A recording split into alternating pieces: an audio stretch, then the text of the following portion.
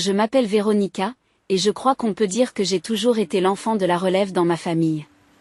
Ma sœur Jessica a 4 ans de plus que moi, et depuis le jour de ma naissance, elle a été la star du spectacle. Je ne plaisante même pas quand je dis que j'ai obtenu tout ce qu'elle ne voulait plus. Quand j'avais 7 ans et Jessica 11, elle a reçu un iPhone flambant neuf pour son anniversaire. Qu'est-ce que j'ai reçu 6 mois plus tard pour mon anniversaire?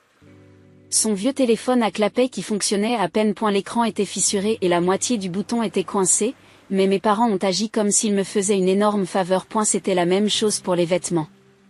Jessica faisait des virées au centre commercial et rentrait à la maison avec des sacs remplis de nouvelles affaires. 1 an plus tard, lorsqu'elle décidait que ses vêtements n'étaient plus cool, ils finissaient dans mon placard. J'ai passé le collège à porter ces vêtements d'occasion qui étaient soit trop grands, soit complètement démodés. Les fêtes d'anniversaire étaient également brutales. Les fêtes de Jessica étaient d'énormes événements avec des décorations professionnelles et de la nourriture préparée par un traiteur. Les miennes se résumaient généralement à quelques amis, une pizza achetée dans un magasin bon marché et un gâteau d'épicerie. Le message a été clair dès le début. Jessica était la plus importante, celle qui avait du potentiel, celle dans laquelle il fallait investir. J'étais juste là, à l'arrière-plan, reconnaissant pour tout ce qui me tombait sous la main. Quand j'ai eu 14 ans, Jessica est enfin partie pour l'université. Mes parents l'ont conduite dans cette école privée coûteuse située à 3 états de là, en pleurant et en la serrant dans leurs bras comme si elle partait à la guerre.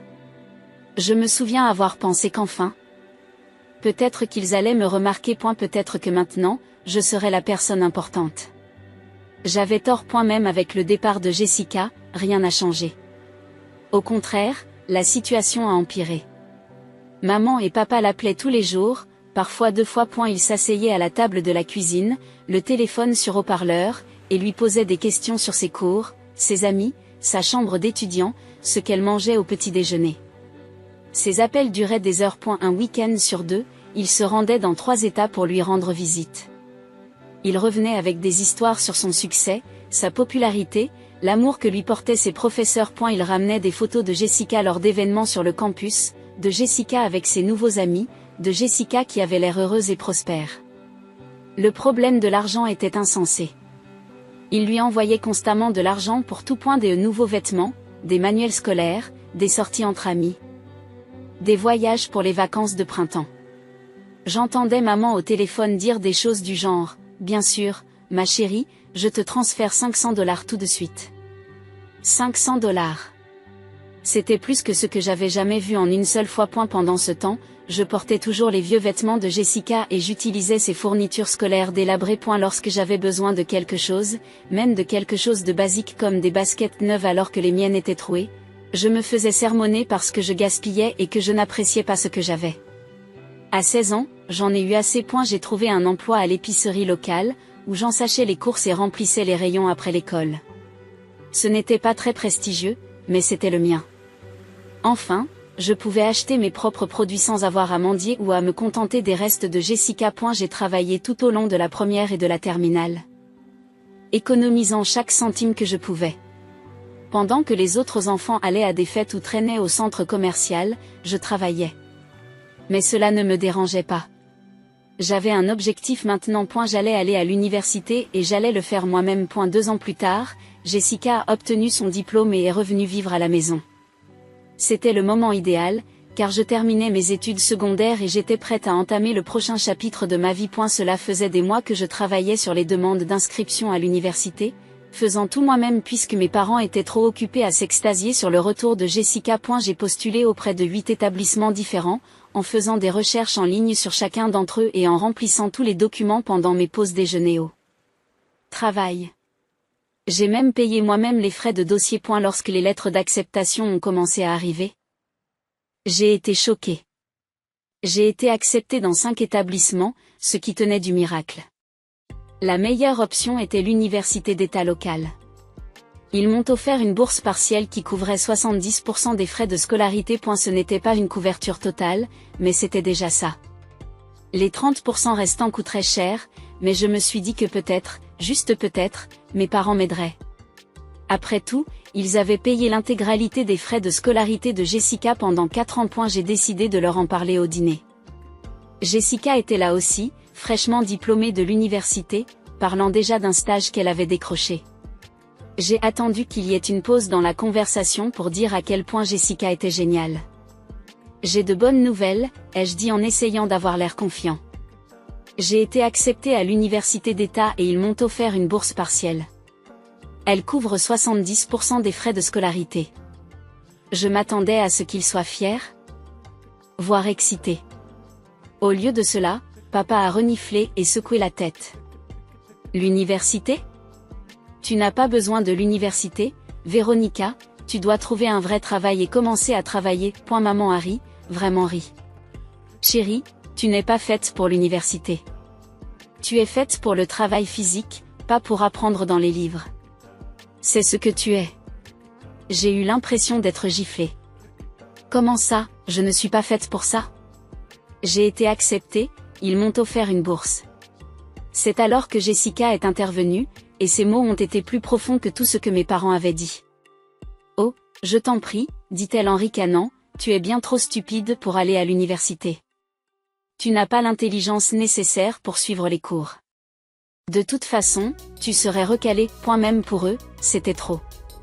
Je m'étais habituée à être ignorée, à être le deuxième choix, à recevoir des cadeaux. Mais c'était différent, ils me disaient que je ne valais rien. Que je ne méritais pas les mêmes chances qu'ils avaient données à Jessica. J'ai arrêté de parler, il était inutile d'argumenter ou d'essayer de les convaincre. Je pouvais le voir sur leur visage, ils croyaient vraiment ce qu'ils disaient.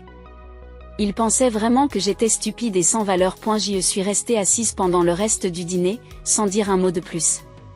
Jessica continuait à parler de son stage et de ses projets, tandis que mes parents étaient suspendus à chaque mot. Personne ne m'a posé d'autres questions sur l'université ou ma bourse. Ce soir-là, dans mon lit, j'ai pris une décision. J'irai à l'université, qu'ils me soutiennent ou non. Je trouverai un moyen de payer moi-même. Je travaillerai plus d'heures, je ferai des emprunts, tout ce qu'il faudrait. Je n'allais pas les laisser décider de mon avenir à ma place. Après ce dîner, je me suis jetée dans le travail comme si ma vie en dépendait. J'ai fait des heures supplémentaires à l'épicerie et j'ai trouvé un deuxième emploi, qui consistait à nettoyer des bureaux en ville les week-ends. Le travail était épuisant, mais chaque dollar économisé me rapprochait de mon objectif. Mes parents ont fait comme si de rien n'était. Ils ont repris leur routine habituelle, obsédés par Jessica, qui vivait désormais dans leur maison sans payer de loyer pendant qu'elle faisait son stage. Elle dormait jusqu'à midi, laissait sa vaisselle partout et se plaignait de la dureté de sa vie. Pendant ce temps, je travaillais 60 heures par semaine et j'économisais chaque centime. Le calcul était brutal.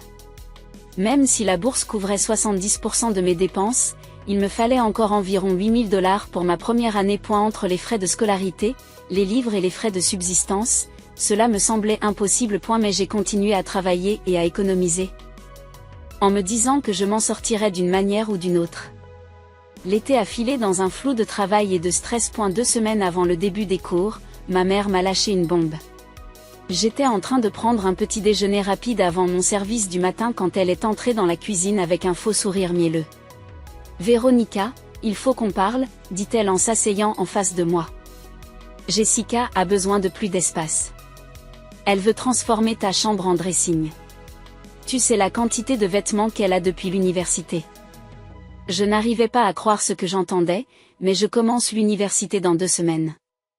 J'avais prévu de vivre ici et de faire la navette pour économiser de l'argent. Maman a haussé les épaules. C'est peut-être le signe que l'université n'est pas la bonne voie pour toi. Tu pourrais plutôt trouver un emploi à temps plein. Je ne renonce pas à l'université.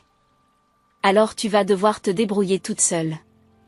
Jessica a besoin de cette chambre, et franchement, ce serait mieux pour tout le monde si tu déménageais. De toute façon, tu travailles tout le temps, alors tu n'es presque jamais là. J'avais envie de crier, après tout ce qu'il m'avait fait subir, il me mettait littéralement à la porte pour que Jessica puisse avoir un plus grand placard.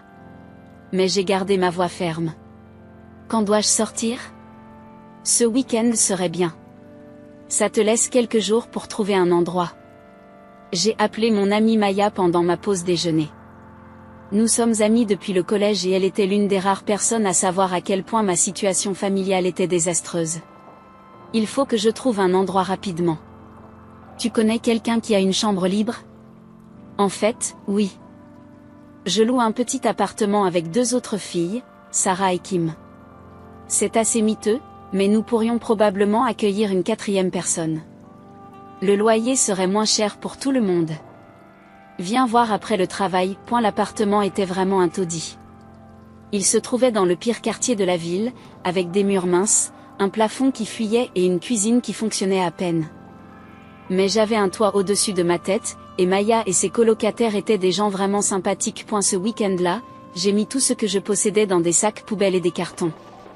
Mes parents étaient partis rendre visite à Jessica lors de son stage. Alors je n'ai même pas eu à faire mes adieux. J'ai laissé un mot sur la table de la cuisine pour leur dire que j'avais déménagé et leur donner l'adresse de Maya au cas où ils auraient besoin de me joindre. Ils n'ont jamais appelé. Commencer l'université tout en ayant 2 emplois et en vivant dans un appartement minable a été plus difficile que je ne l'avais imaginé. J'étais tout le temps épuisée, je ne dormais que 4 heures par nuit. Je travaillais le matin à l'épicerie, j'allais en cours, puis je nettoyais des bureaux jusque tard dans la nuit. Les autres filles de l'appartement m'ont sauvé la vie. Maya étudiait l'éducation, Sarah était à l'école d'infirmière et Kim faisait du commerce. Nous comprenions toutes ce que c'était que de lutter, alors nous nous sommes entraidés autant que nous le pouvions. Lorsque je n'avais pas les moyens de faire des courses, elles partageaient leur nourriture. Lorsque je m'endormais sur la table de la cuisine alors que j'étudiais, ils me couvraient d'une couverture. Mais même avec leur aide, j'avais du mal à survivre. Je me nourrissais de nouilles ramen et de tout ce que je pouvais trouver gratuitement sur le campus. Mes vêtements tombaient en ruine et je n'avais pas les moyens de les remplacer. J'allais à l'école à pied tous les jours parce que je n'avais pas les moyens d'acheter de l'essence pour ma voiture déglinguée. J'achetais des manuels d'occasion en ligne et je photocopiais des pages à la bibliothèque lorsque je n'avais pas les moyens d'acheter le livre entier. Environ 1 an après le début de mes études, j'ai eu la pire rencontre avec ma famille. Je me promenais en ville après avoir terminé mon service à l'épicerie lorsque je les ai littéralement croisés à la sortie d'un restaurant. Ils avaient déjeuné ensemble, bien habillés et heureux. L'expression de leur visage lorsqu'ils m'ont vu était un véritable choc. Je savais que j'avais mauvaise mine. J'avais perdu du poids à force de ne pas manger. Mes vêtements étaient vieux et usés, et j'étais épuisée de travailler 2 fois plus. Oh mon Dieu, a dit Jessica en me regardant fixement, tu as l'air affreux.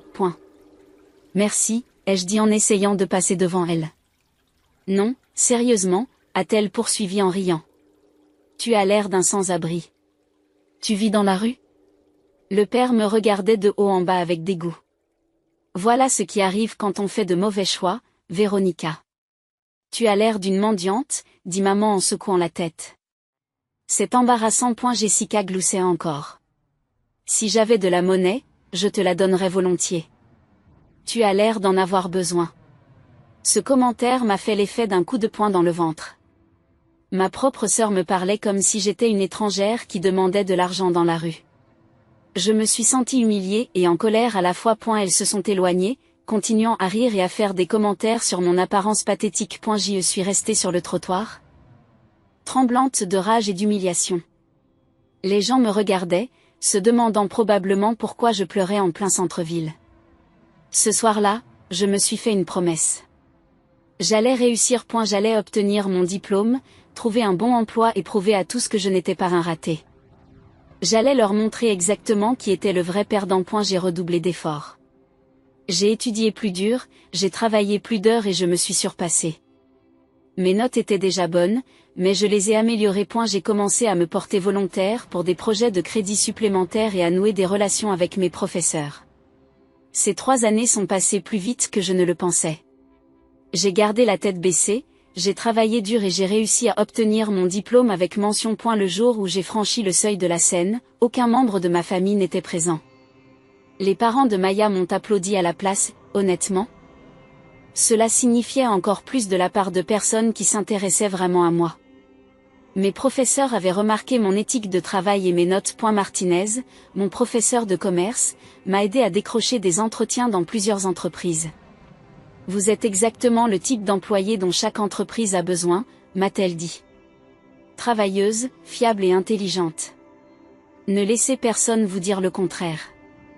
Les offres d'emploi ont commencé à arriver pendant mon dernier semestre. J'ai choisi un poste de marketing dans une entreprise de taille moyenne du centre-ville. Le salaire était plus élevé que ce que j'avais jamais vu, et l'entreprise offrait également de bons avantages. Après des années passées à vivre de ramen et de stress, j'avais enfin l'impression de pouvoir respirer. J'ai quitté mon appartement pourri et j'ai emménagé dans un logement décent d'une chambre. Ce n'était pas très chic, mais c'était le mien. J'avais un vrai lit au lieu du matelas pneumatique sur lequel je dormais depuis des années. Je pouvais me permettre de faire des courses sans compter chaque centime. Pour la première fois de ma vie, j'avais l'impression de vivre au lieu de survivre. Le travail était formidable, je me lançais dans chaque projet, je restais tard, je me portais volontaire pour des tâches supplémentaires, je trouvais de nouvelles idées. Ma patronne, Jennifer, a été impressionnée dès le premier jour. En l'espace d'un an, j'ai été promue spécialiste principale en marketing et j'ai reçu une belle augmentation. L'argent ne cessait de s'améliorer. J'économisais de manière agressive, mettant de côté près de la moitié de chaque salaire. J'avais maintenant un objectif, je voulais acheter une maison. Pas n'importe quelle maison, mais une belle.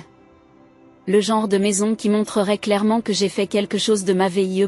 Ma tante Carole était le seul membre de la famille qui restait en contact avec moi. Elle m'appelait tous les 2 mois pour prendre de mes nouvelles, et parfois elle me donnait des nouvelles de la famille. Je n'ai jamais posé de questions sur mes parents ou Jessica, mais Carole m'en parlait quand même. Ta sœur s'est mariée l'année dernière, m'a-t-elle dit lors d'un de nos appels. Un type qu'elle a rencontré lors de son stage a organisé un grand mariage au country club. Tant mieux pour elle, ai-je dit, sans vraiment le penser. Ils vivent avec tes parents maintenant. Le mari de Jessica a perdu son travail, alors l'argent est rare. Elle s'en plaint à chaque réunion de famille. Je n'ai rien répondu. Une partie de moi voulait en savoir plus, mais je me suis rappelé que leurs problèmes n'étaient plus les miens. Elle a eu un bébé l'année dernière aussi, a poursuivi Carole. Une petite fille. Et elle est à nouveau enceinte. 2 enfants et elle vit avec mes parents. Je me suis presque sentie désolée pour Jessica, mais je me suis souvenue de la façon dont elle m'avait traitée et le sentiment est passé. Que disent-ils de moi? Ai-je demandé, même si je n'étais pas sûre de vouloir le savoir. Carole soupire, ils disent que tu vis dans les bidonvilles quelque part. Ta mère dit que tu n'as pas l'air bien du tout quand on te le demande. Jessica se plaît à dire que tu t'es probablement dégradée après l'université. Ça m'a fait rire, est-ce qu'ils savent que j'ai eu mon diplôme? Je ne pense pas, ils ne posent jamais de questions sur toi directement. Le travail a continué à bien se dérouler, j'ai obtenu une nouvelle promotion. Cette fois en tant que responsable du marketing. L'augmentation était substantielle et je gagnais enfin le genre d'argent dont j'avais rêvé lorsque je mangeais des ramen tous les soirs. J'ai commencé à regarder sérieusement des maisons. J'ai passé des mois à rechercher des quartiers, à consulter des annonces, à déterminer ce que je pouvais me permettre. Je voulais quelque chose de marquant, pas énorme ou tape à accent grave-l'œil, mais clairement beau. Le genre d'endroit qui montrerait que j'ai réussi. Lorsque j'ai eu 29 ans, j'ai fêté l'événement avec Maya et quelques amis de travail. Nous sommes allés dans un bon restaurant, le genre d'endroit que je n'aurais jamais pu m'offrir auparavant. C'était surréaliste de commander ce que je voulais sans regarder les prix. Une semaine plus tard, j'ai trouvé la maison idéale. Elle était située dans un quartier agréable, moderne et spacieuse, avec une grande cuisine et un beau jardin. L'agent immobilier a vu que j'étais sérieux et nous avons accéléré les démarches administratives. Le jour où j'ai signé les papiers, j'ai eu l'impression de flotter. J'étais propriétaire d'une maison. J'ai passé les semaines suivantes à acheter des meubles et à décorer. J'ai pris mon temps pour choisir exactement ce que je voulais. Tout était neuf, tout était à moi. Je n'ai pas acheté de meubles d'occasion, je me suis contentée de ce que j'avais les moyens de m'offrir. J'ai appelé Carole pour lui parler de la maison. Je ne pouvais plus garder cela pour moi. Tu as acheté une maison, m'a-t-elle dit, l'air choqué.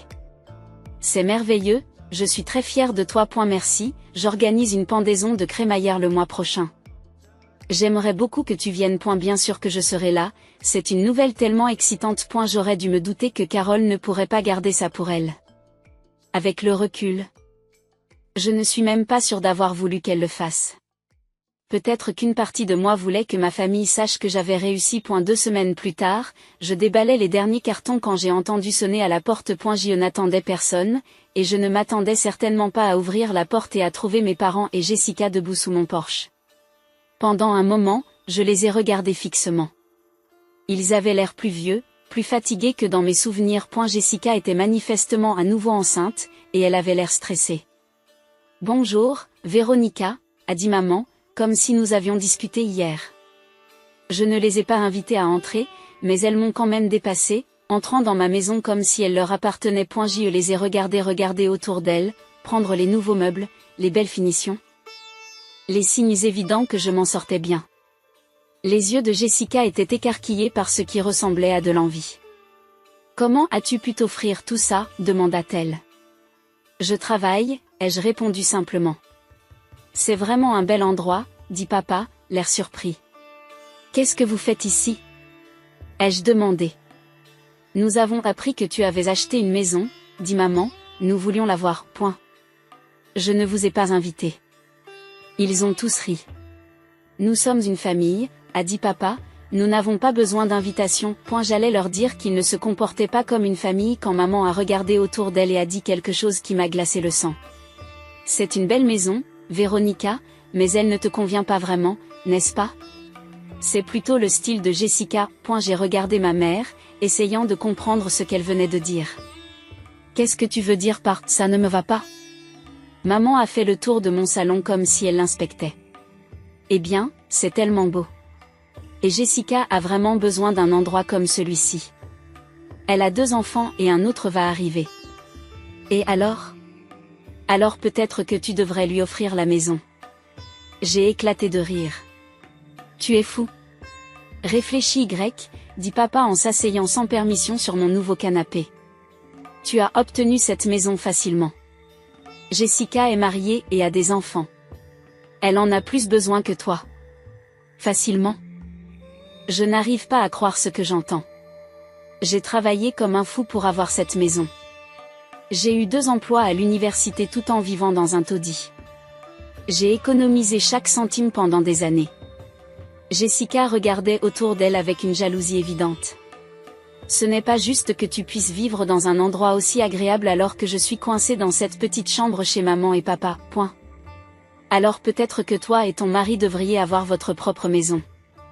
Nous ne pouvons pas nous le permettre, se plaint-elle. Marc est entre 2 emplois, et avec les enfants, point. Ce n'est pas mon problème. Maman s'est rapprochée de moi. C'est peut-être ta chance de revenir dans la famille, Véronica. Tu pourrais prouver que tu tiens à nous en faisant cette chose pour Jessica. Je les ai regardés tous les 3. Mes parents, qui m'avaient mise à la porte pour que Jessica puisse avoir un plus grand placard. Jessica, qui m'avait traité de stupide et avait dit que je ressemblais à une mendiante. Il se tenait dans ma maison. La maison que je m'étais tuée à la tâche pour me l'offrir, et qui exigeait que je la donne. Je dois passer un coup de fil, ai-je dit, ensuite nous pourrons continuer cette conversation. Ils se sont tous souri, pensant que je prenais en compte leurs demandes ridicules. Je suis allée dans ma chambre et j'ai appelé le 911. J'ai besoin de la police chez moi, ai-je dit à voix basse. Il y a des gens ici qui exigent que je leur donne mes biens. Ils vous menacent, madame ? Ils ne partent pas quand je le leur demande et ils exigent que je leur cède ma maison. Nous envoyons quelqu'un tout de suite. J'ai raccroché et je suis retournée dans le salon. Jessica était déjà en train de planifier à haute voix. La chambre principale serait parfaite pour Marc et moi, disait-elle. Et les enfants pourraient enfin avoir chacun leur propre chambre. Le jardin est aussi parfait pour les enfants, ajoute maman. Je suis content que ça te plaise, ai-je dit calmement. Papa a hoché la tête. Alors, tu vas le faire ? Tu vas transférer la maison à Jessica ? Attendons de voir. 5 minutes plus tard, on a frappé à la porte. J'ai ouvert la porte et j'ai trouvé 2 officiers de police qui se tenaient là. Madame, nous avons reçu un appel au sujet d'un conflit de propriété ? Oui, merci d'être venu si vite. J'ai montré ma famille du doigt. Ces gens sont dans ma maison et exigent que je la leur donne. Ils prétendent être de ma famille, mais je ne les connais pas. Le visage de mes parents est devenu tout rouge. Papa s'est levé d'un bond du canapé. Nous sommes ses parents, a-t-il crié, c'est notre fille, point. Et je suis sa sœur, a ajouté Jessica. J'ai regardé les officiers calmement. Je n'ai jamais vu ces gens de ma vie. Ils sont venus à ma porte en disant qu'ils méritaient ma maison, et ils ne veulent pas partir. Ma mère s'est mise à bafouiller. Véronica, qu'est-ce que tu fais ? Nous sommes ta famille. Officier, ai-je dit, pourriez-vous escorter ces étrangers hors de ma propriété ? Les policiers ont regardé entre nous, essayant manifestement de comprendre ce qui se passait. Finalement, l'un d'entre eux a pris la parole. Quelle que soit votre relation, madame, si vous leur demandez de quitter votre propriété et qu'ils refusent, nous devons leur demander de partir. Point.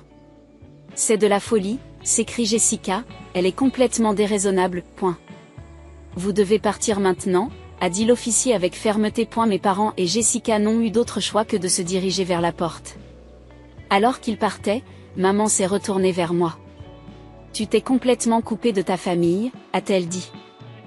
J'espère que tu es heureux. Je les ai regardés marcher jusqu'à leur voiture, Jessica continuant à se plaindre de l'injustice de la situation. Alors qu'elle s'éloignait, j'ai ressenti quelque chose d'inattendu. Un soulagement. Un soulagement pur et complet. Je me tenais dans mon salon, regardant tout ce pourquoi j'avais travaillé. Ma maison, mes meubles, ma vie que j'avais bâtie à partir de rien. Pour la première fois depuis des années, je me sentais vraiment libre. 2 semaines plus tard, Carole m'a appelé. Tes parents disent à tout le monde que tu as perdu la tête, m'a-t-elle dit. Ils disent que tu es cupide et instable. Qu'en penses-tu? Carole a ri, je pense que tu t'es enfin défendue, c'est bien. Tu viendras quand même à ma pendaison de crémaillère?